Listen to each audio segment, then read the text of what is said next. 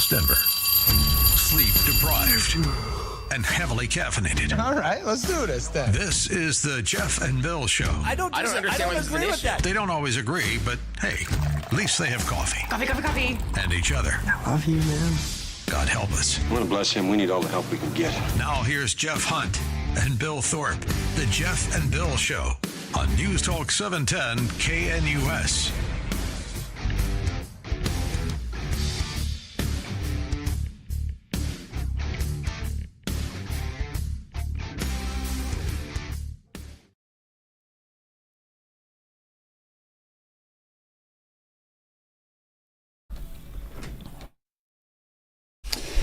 It is 6 a.m. in the Mile High City on this Friday, October 17th, 2025. Good morning, Denver, Colorado. You've tuned in to the Jeff and Bill Show, News Talk 710 KNUS. It's been a wild week. Bill's been out all week, and I said, let's just push the conversation to 11 and bring in a lot of interesting people. Ted Trimpa joined us on Monday. Deep Singh Badesha joined us on Tuesday. Patty Calhoun joined us on Wednesday. Vic Vela co-hosted with me yesterday. And today, probably some of the most unique of them all, the CityCast crew. Good morning, guys. Glad to have you with us. Most unique. That's think, great. You know, you guys are next level. Ted's, I think about it, Ted's kind of he's a policy guy. He's a campaign strategy guy. But you two are entertainers. You host your own podcast, right? CityCast? Yeah, daily local news every day, every morning, 6 a.m. Well, 3 a.m. now. We used to release at 6 a.m. I know. I was like, we don't record at that time, though. No, This is very rare. The pod comes out. We'll talk about, whatever's going on in the city, kind of like you. Sometimes we talk to people who make news. Sometimes we talk to people who make the news. We've had everyone Patty, on our Deep, show. Yeah, all the people you just talked about are our, regulars. I just got to say, this is such a joy to see you do this in person. I respect you so much as a broadcaster, and being here is like... It's wild. It's really fun. Yeah, you guys are about to go through a 4-hour spin cycle of phone calls and text messages. It's a rodeo. We have fun. So we have Bree Davies. Hi. Right? Bree's the podcast host, Denver CityCast, and then Paul, you serve as the senior executive producer, right? Yes, is that the right that's title? true. And give folks a sense of what CityCast is all about. Oh, gosh. We talk about all aspects of the city, from when arts funding gets cut to what's on the ballot to who has the best green chili. The best coffee shops, the best parks. We do a little bit of everything. We try to make it fun, but also really informative. We have a very engaged audience. We're really lucky. Our audience loves to talk to us as much as we talk to them. So a lot of our stories come directly from the folks that listen every day. Wow. And how long have you been doing CityCast, Denver? Well, the company started right in the first year of the pandemic, over the summer of 2020 was when our CEO, David Plotz, who's like a big podcast guy for years and years and years. He's got one of the biggest shows, the Slate Political Gab Fest. And he put out this call. He was like, hey, does anyone anywhere want to do like a daily local news podcast? We think there might be some opportunities in this market. No one's really dived into this, so we could do it. And I was like, hey, not only should you do it here, do it with me. And then he was like, sure. And then I got in touch with Bree because I knew Bree would be great at it. So we've been doing it ever since. 4.5 years on the show itself. Almost with a daily podcast. 1,200 episodes. 4 Yeah. years. Yeah. That's impressive. We were one of the first two cities to launch for CityCast. We're still one of the most popular. We have, like I said, our audience The most popular. We are the most popular in our network. Out of all of, and where else are they? What are the other cities? DC, Chicago, Portland, Austin, Nashville, Vegas, Madison, Pittsburgh, Philadelphia. Oh my gosh, I'm going to feel so bad that I'm missing people. Salt Lake City. Oh yeah, our biggest rivals, SLC, the girls in Salt Lake. Do you know about this thing in Salt Lake City? Salt Lake City is obsessed with us. The people there. They talk about Denver a lot. And people in Denver don't talk about them at all. Oh my God, Emily, like the city, or they talk about your show? Like culturally, like the people of Salt Lake. Yeah. They like to tell us they're better than us. They're closer to the mountains, I think, is their biggest argument. Yeah. I think Mormons make good neighbors too. They're like the nicest people, right? Like out of We've lived next to Mormon neighbors, and I'm like, man, I could have asked that guy to dig a pool for me. He would have. They're like the super nice people. So I look at Salt Lake City, and I'm a little envious because I think they've got a really good community thing going on there. But yeah, culturally, they can't match Denver. No.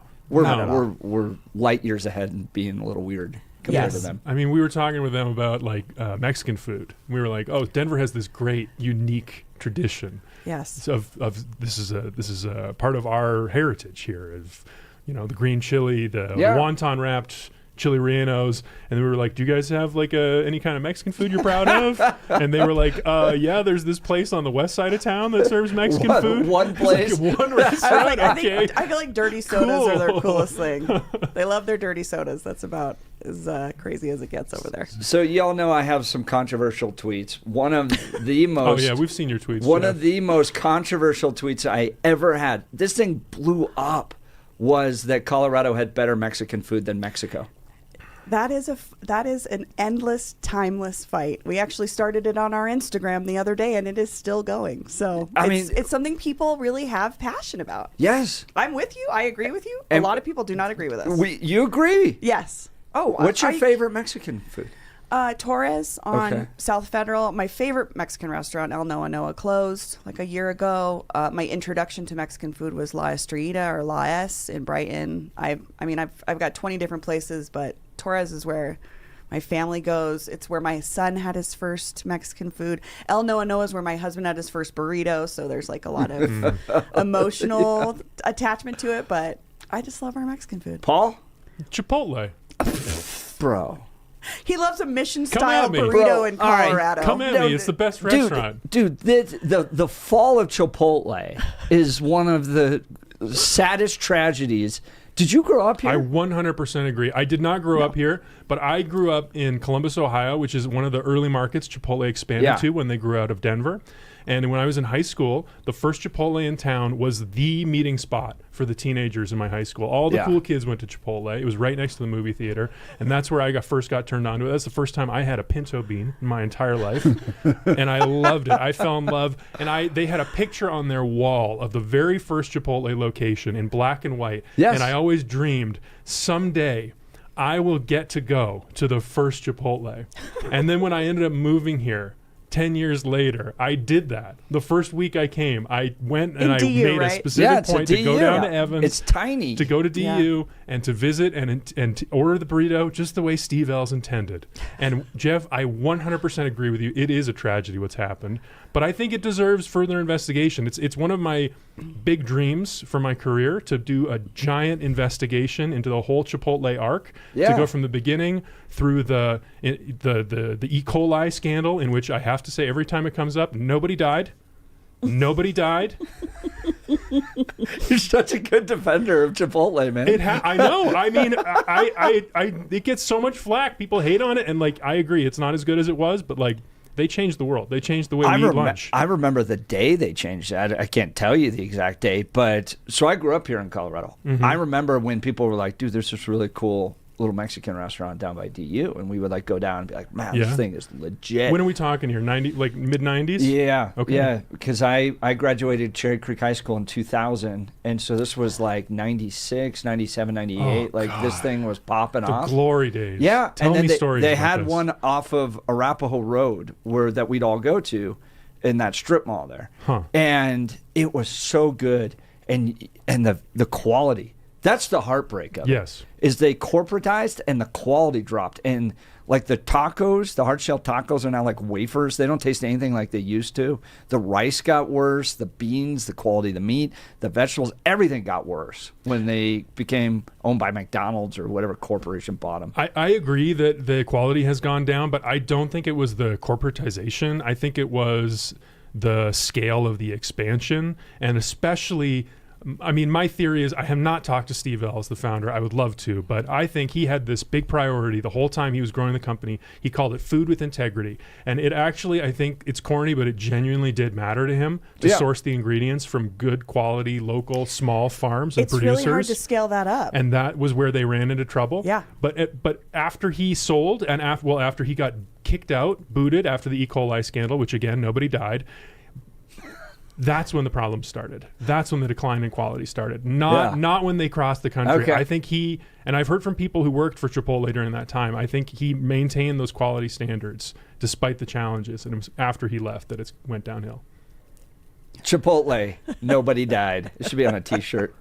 I'm telling you, people think it's like the worst thing in I history. don't even remember it. I don't even remember it. I just can't get over that's the first time you had a pinto bean. I know. I'm thinking about I grew up with a 5-pound bag of pinto beans in our house at all times that we bought off the side of the road. It's like that's like standard issue fare here in Colorado. Did you grow up in Colorado? I did. Yeah. Where'd you go to Born and high raised, George Washington. G-Dub. Graduated in 98. 98. Yeah. Okay. When did you move here?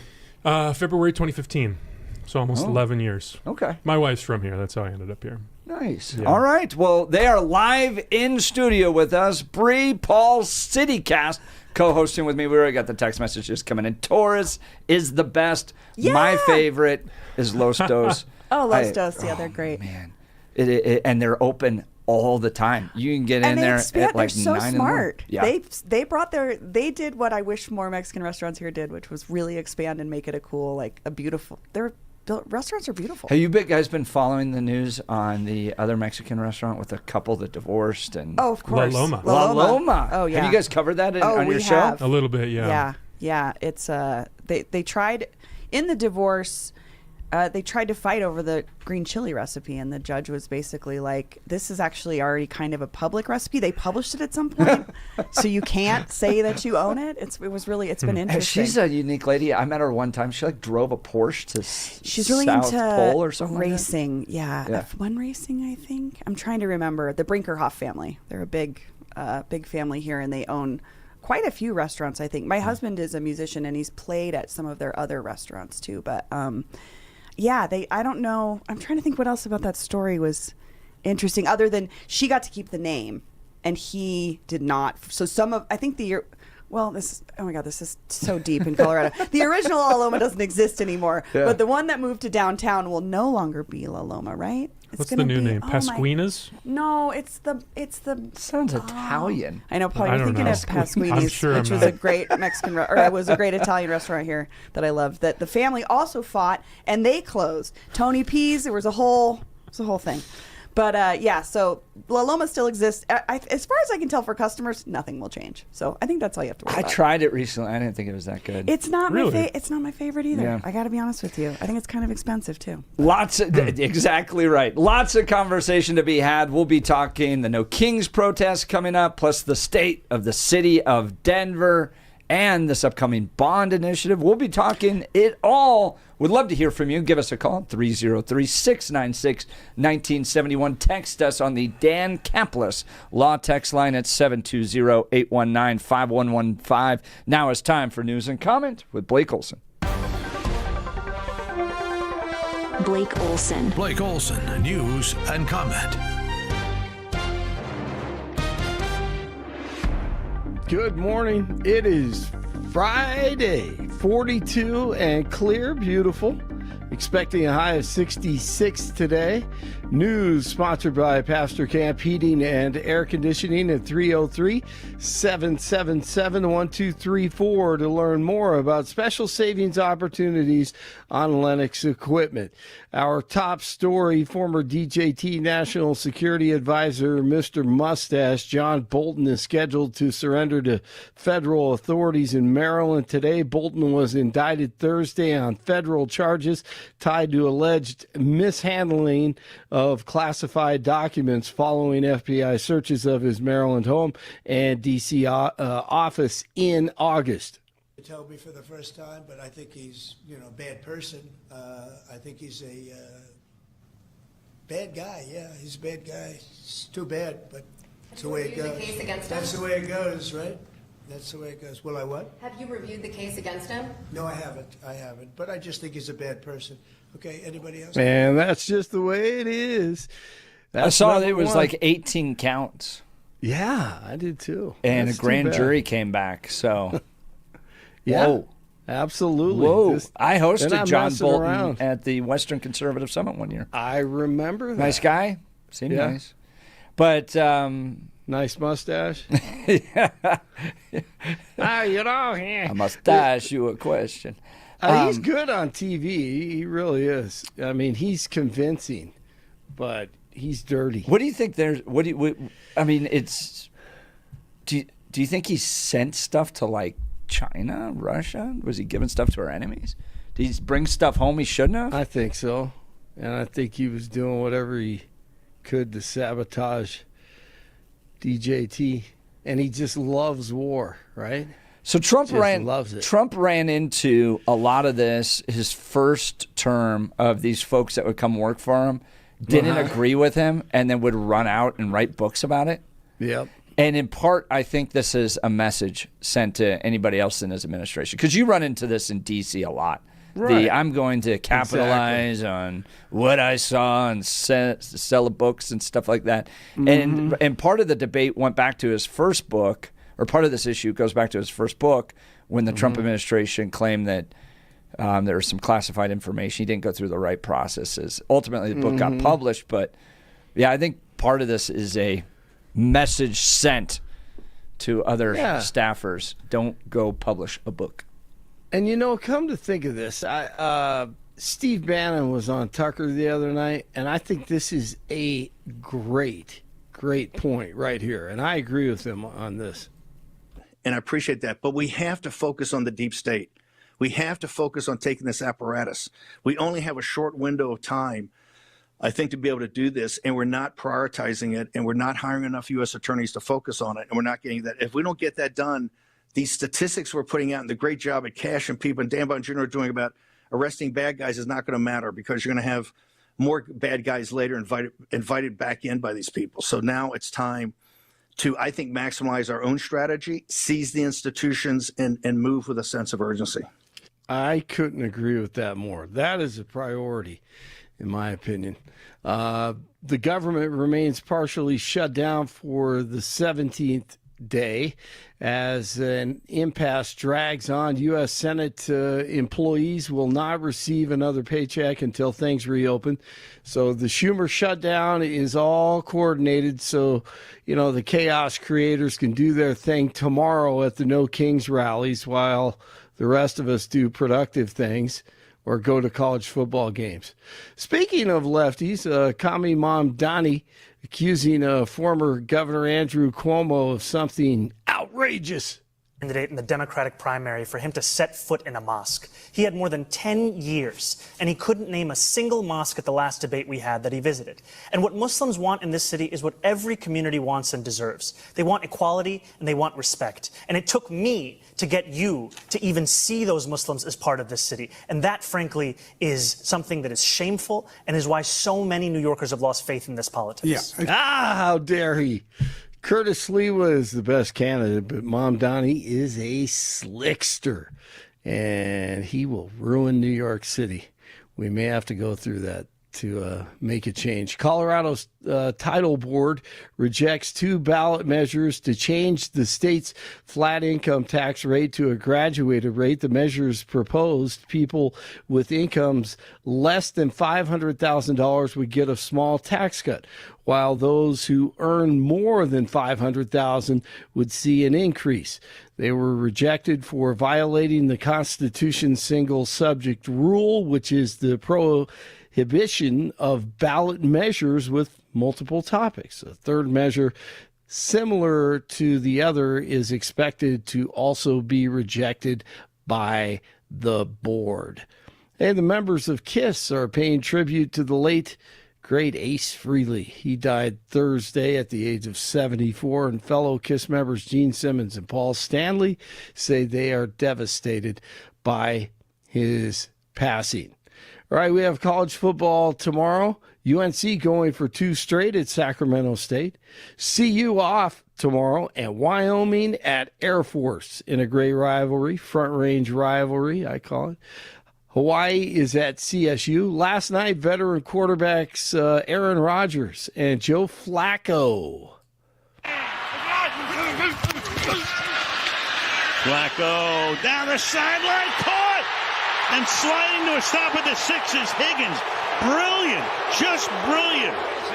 and he slides so the Bengals can take time off the clock, kick the field goal, and the winning field goal, and the Bengals beat the Steelers 33-31, and Flacco over Aaron Rodgers. 39 in Castle Rock, 40 in Louisville, and 42 in Denver. Jeff will continue now without Billy. He's back next week, but he has special guests in the studio, Paul and Bree, and they continue right now. Blake Olson, News Talk 710 KNUS.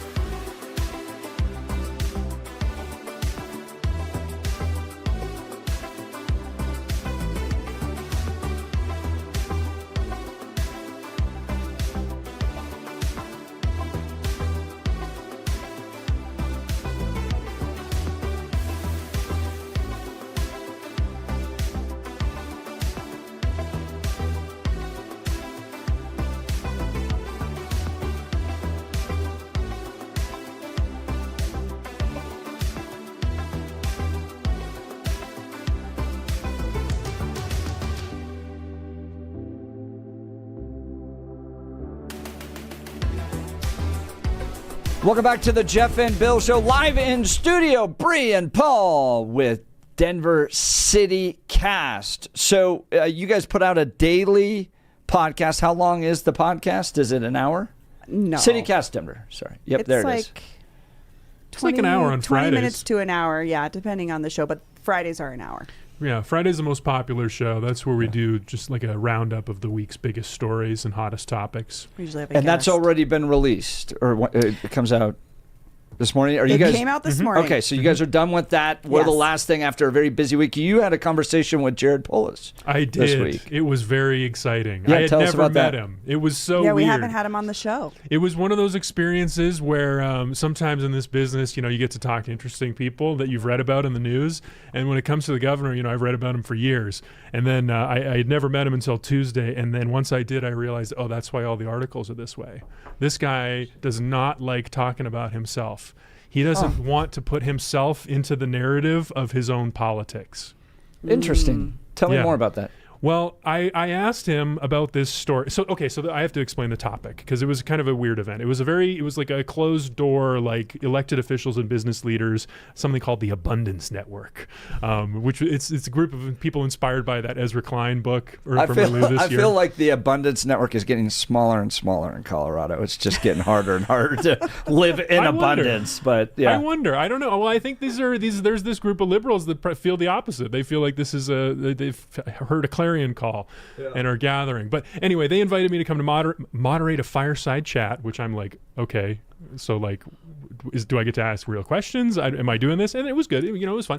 But anyway, so he storms in, didn't talk to anyone. He's 15 minutes late. He just walks straight to the front of the room and plops down on one of the two chairs. Yeah. No one's introduced him, me. We don't know each other. I don't know anything. The first time I say hello to him is when we're at the front of the audience, and I'm like, "Hi, Governor, what's up?" And he's just like, "Oh, so the podcast, it's daily now. I hear. Congratulations!" And in my head, I'm like, "It's always been daily," but to him, I'm just like, "Thank you." He's just like kind of an awkward guy, is what my experience of it, and. What do you think his future is? Do you think he goes to become U.S. Senator? Michael Bennett, they do the switcheroo? I don't know. Bree, what do you think? I never can tell with these things. I have no gauge. I don't know. I thought Hancock would have popped up somewhere else by now, but I think it's that like dude disappeared quick. I mean, I'm sure he got a private consulting gig somewhere. I feel like that's the other pipeline. I could not tell you with Polis. I can't really read him.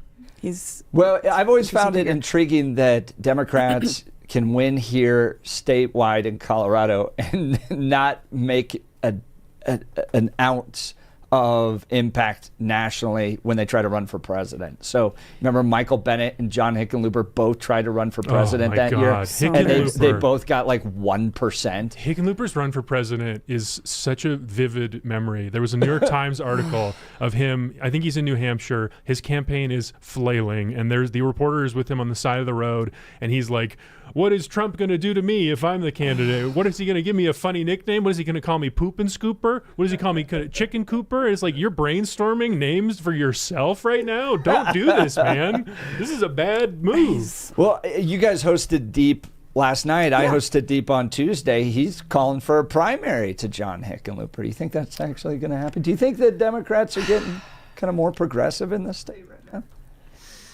That's a great question. I think there's a lot of appetite for it. I think I'm sensing a lot of hunger. I mean, we saw that poll a few weeks ago, how much displeasure there is from Coloradans in the Democratic leadership with Bennett, with Polis. Like, I think it does feel like there's this group of, older white men who have been in these... male, and stale is what we call them. You betcha. Who've been in these positions of power for a long time. They've kind of rotated in some cases for Hickenlooper to go from the governor's office to the Senate. And then him and Bennett, of course, used to work together. And it's like there's this sense that these guys are all just buds. And they have the same ideas or similar ideas. There's a cloth. There's definitely a mold. Yeah. And it's with Mike Johnston, Phil Weiser, Jared Polis. It's pale, male, and stale. I think Weiser's a little bit different. I think for some progressives he's a little bit more interesting, but especially after the Trump reelection, Democrats, liberals, progressives, there's a huge appetite for something new in general. That people want. This is the same, connects back to the abundance thing. Like, people want some new strategy, some new take that can come on and like inspire folks, because it feels like what the Democratic Party of Joe Biden, of Kamala Harris, of Jared Polis. Well, Jared Polis is even a little different, but of Michael Bennett and John Hickenlooper, they lost. It didn't work. Even though they did win a heck of a lot of votes, and that national election was extremely close. I mean, what does the change look like? It seems like you guys, or not you guys, but progressives are going through this kind of Tea Party moment where they're going, you're not progressive enough. You don't fight enough. It reminds me of what conservatives went through in 2010 with kind of the shaping of the Republican Party. So is it the Mondami, more socialist, more... I don't know, to be honest with you. Stuff? The thing I'm just really seeing is a split age-wise. There's a lot of older folks coming out for the No Kings protests, and the younger folks, especially the more radical left folks like that I really align with, I don't see them showing up. I don't know if they're just burnt out and don't see anything really changing. I think Mamdani's been an energizing force for sure. I mean, I think a lot of folks saw that and thought, oh, maybe we can change. Maybe we can go up against the big money. But I think there has to be a coalescing of ideologies on the left with the older folks and the younger folks, and I'm just not seeing it yet, but maybe we will. I guess I'm intrigued by the fact that Democrats have had control of Colorado for a decade, and go back to this poll from Magellan Strategies by Dave Flaherty. Okay, y'all control everything. We don't have any power. We can't even host a meeting without throwing chairs at each other right now. I don't know if you saw that Republican meeting where they're trying to figure out the opt-out issue, but Democrats have total control. Okay, and people aren't happy. Who's not happy? The people in those polls. I mean, Jared Polis has a higher ICE has a higher favorability than Jared Polis in that poll.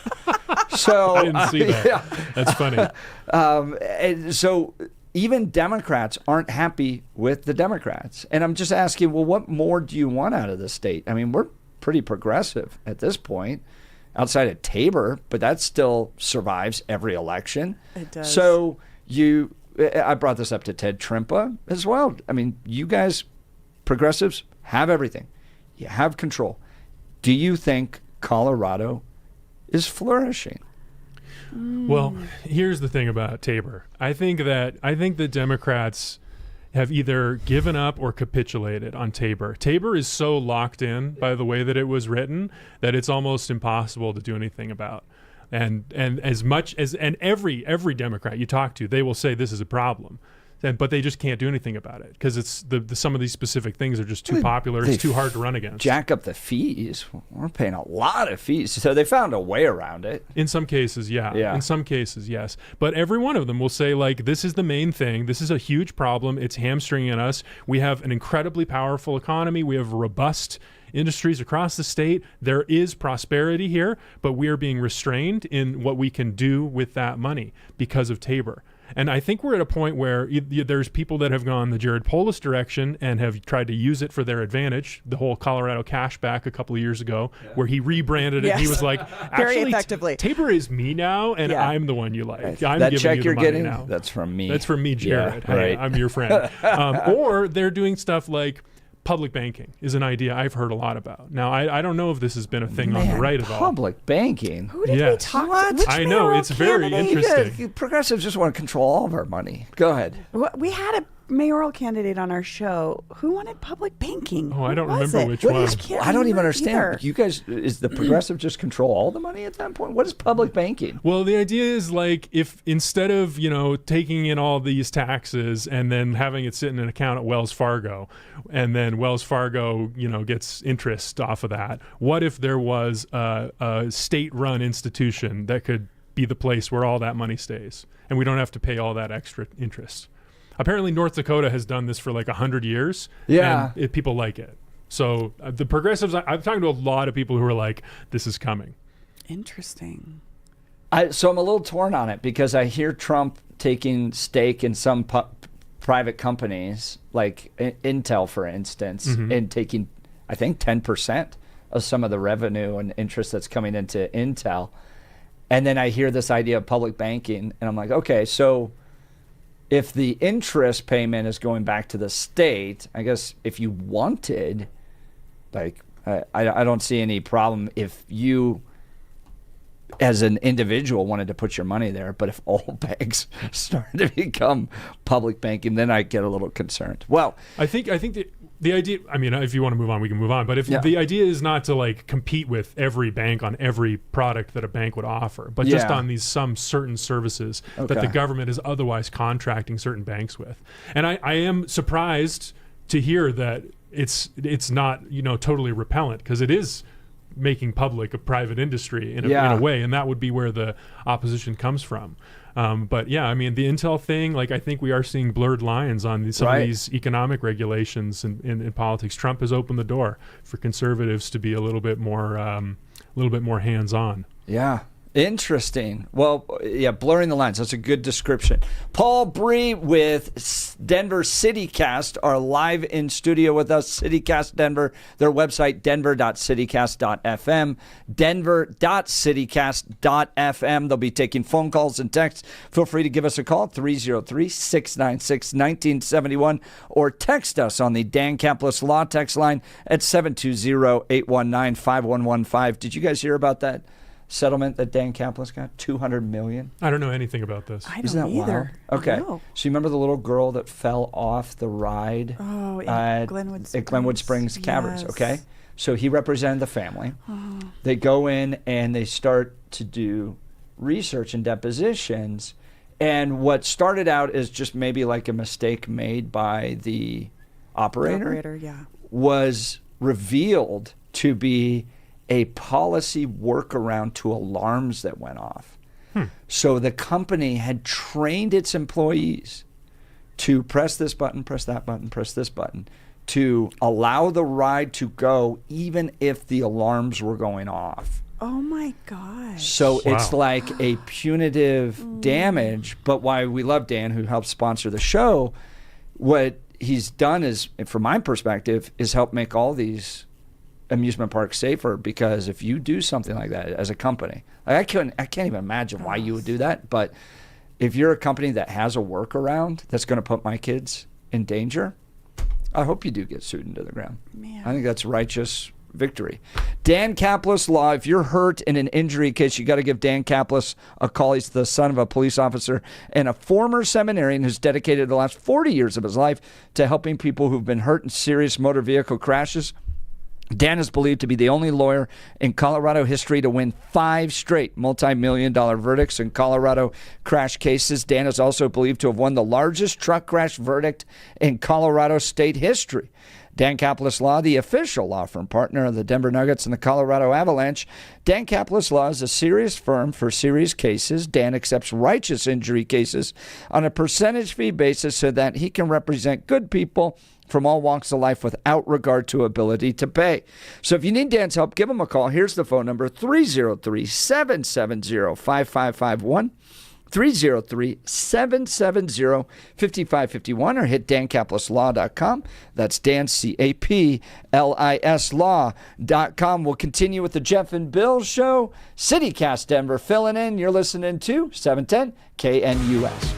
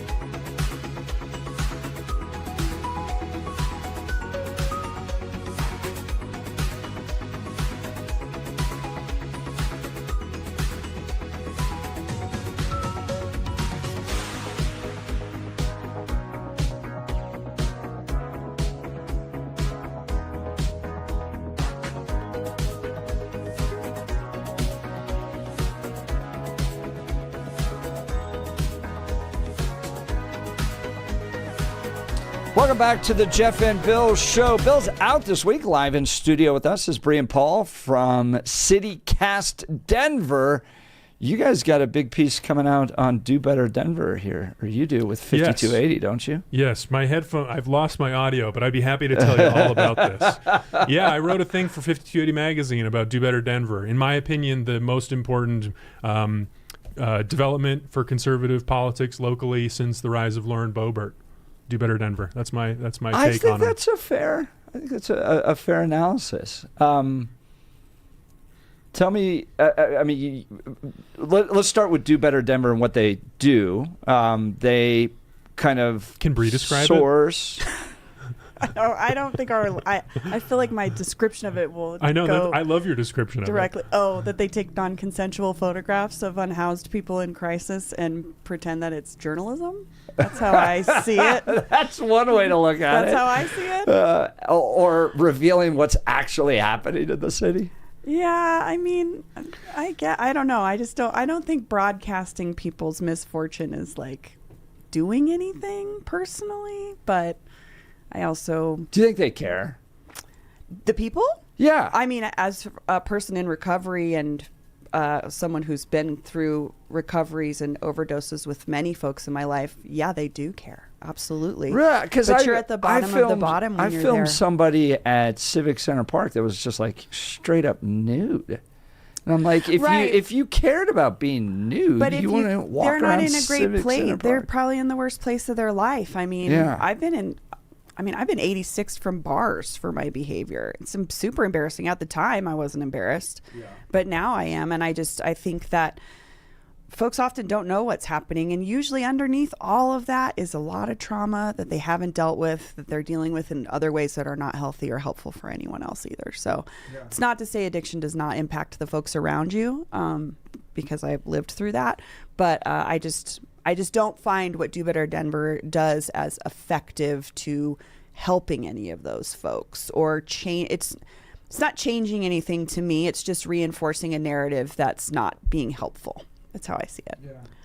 All right. So what is your article about with Do Better Denver? It's going to be published in 5280. In the November issue, so a couple weeks, and then it'll be on the website, and I'm sure we'll talk about it on the podcast a little bit. But it's kind of funny because I pitched it in July, and I was just like, there is this thing happening. This social media account is driving people crazy. People love it or they hate it, and it's like they've got this like posse of fans that cheer them on and love them, and they're getting a lot of influence. And I was just watching this and I was like, this is important.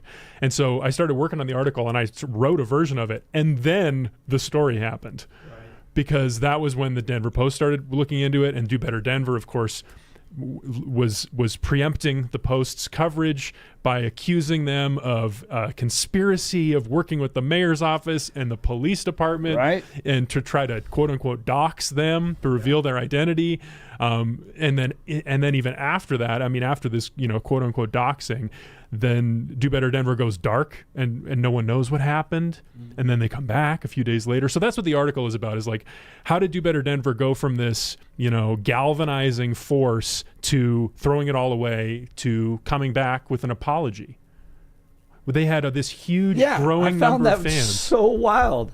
How did you apologize? Tell us what you thought of the apology. Because we have different opinions about this. It's hard for me to judge somebody that gets that amount of heat from whatever angle, right? Like they shot the moon, and now the Denver Post is writing about them, and you have the mayor's attention, and 5280's, exploring articles with them.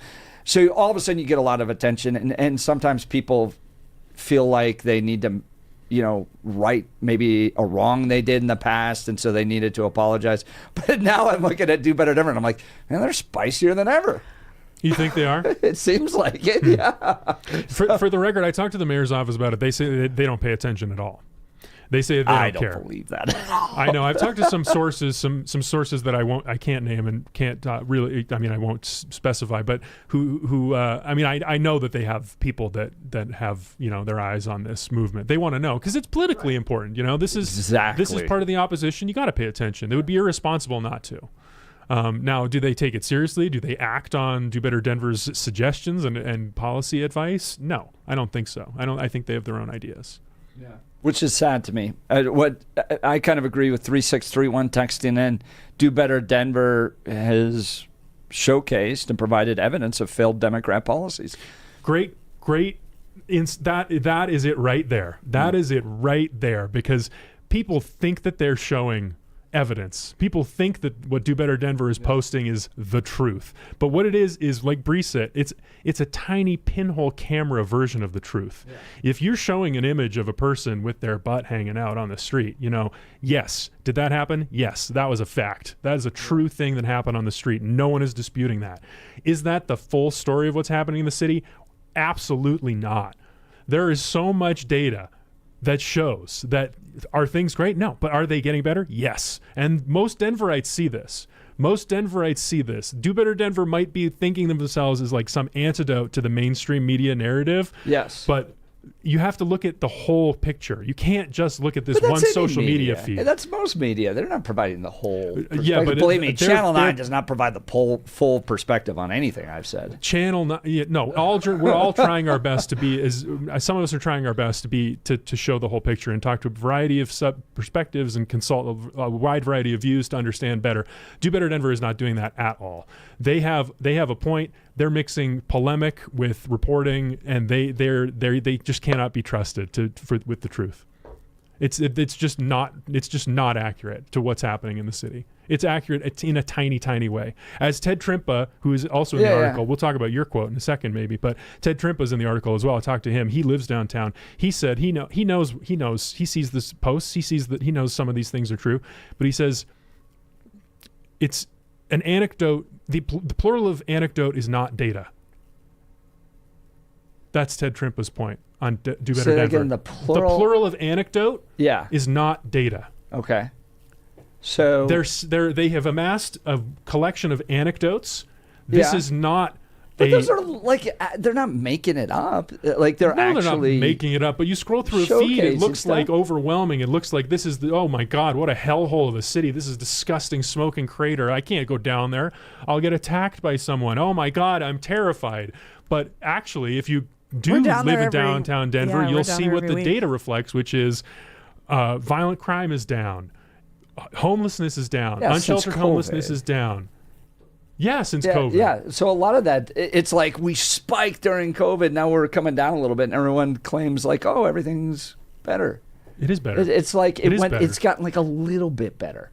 Yeah, but compared to where it was, 20 years ago, it's a much different city. Yeah, I don't know. I mean, at a certain point, I mean, it's about your own personal perspective. Wellington Webb, I thought, put this pretty well on our show a few days ago when we were talking about crime. He was like, his view on the data question was, if former mayor, I'm sure your listeners know, but his view was, crime is not about numbers. It's about how you feel. It's about if you're comfortable taking your kids out at any hour of the day and walking around downtown. That's how it is. That's what crime I know, is. But as a so what I just issue. heard from you was that data matters. Data shows it's going down, but then it's also how you feel. But then Do Better Denver is just showcasing how they feel. So I don't know. Well, data matters when you're someone like Do Better Denver. I mean, they're talking about being journalism. They're talking about painting a picture of the whole city. That's the standard by which they should be judged, and they are not meeting. They're not doing a great job. So you think they should showcase good things happening, and that would be better? Because it's just one very small perspective of one experience at one time. I think Paul's making a great point about personal safety. How you feel does impact what you think. And a child was shot at the end of my block and killed. I don't feel any less safe in my neighborhood because that happened. I know what happened. It's terrible. I feel for his family. There's violent crime in my neighborhood probably every day. I don't feel unsafe there. But it's a lot about what you experience directly, what impacts you. And I think that's why I find Do Better Denver interesting, because it's such a drive-by to me. It's just like a drive-by of someone in crisis. It's not like, of course. Here's the other thing I think about a lot. You think the person shooting up in the gutters, like, yeah, man, this is what I wanted to do this morning. No, this is their worst. They're at their worst point in life. And I just see that and I go like, I would prefer to help them. I know the Harm Reduction Action Center is not everyone's favorite. They're one of my favorite organizations. They saved my brother's life. They saved my life because they helped us figure out what to do next. But that's because my brother had people to pick him up and say, hey, can we help you get through this? A lot of folks don't have people. So that's just my struggle with Do Better Denver and this journalist perspective is like, you truly are picking and choosing what you're showing. And that really is not the whole picture. And if you look at, I'm going to defend journalists till I die. I have a journalism degree. The journalists I know are hardworking people that want to expose the truth. And the Denver Post will show, this shelter is not adequate. These policies weren't being followed. I think that they're trying to do this. They're trying to show just as much that things aren't working or when they are working. So I don't know. That's Bree. That's Paul. We've got to get to a break here. You guys are doing great. CityCast Denver, live in studio. Text messages, that was a good conversation. I got the text messages going. Feel free to join the conversation by giving us a call at 303-696-1971. Text us on the Dan Caplis Law text line at 720-819-5115. You're listening to the Jeff and Bill Show, News Talk 710 KNUS.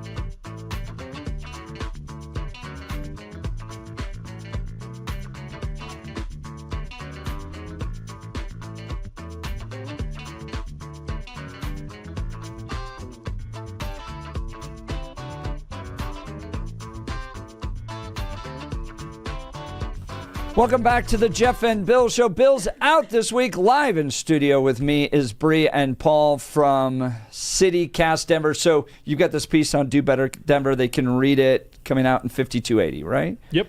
Soon. And what was the impetus for them going away for a few days? Was it just self-reflection? A lot of heat, a lot of attention. They said. Well, step back?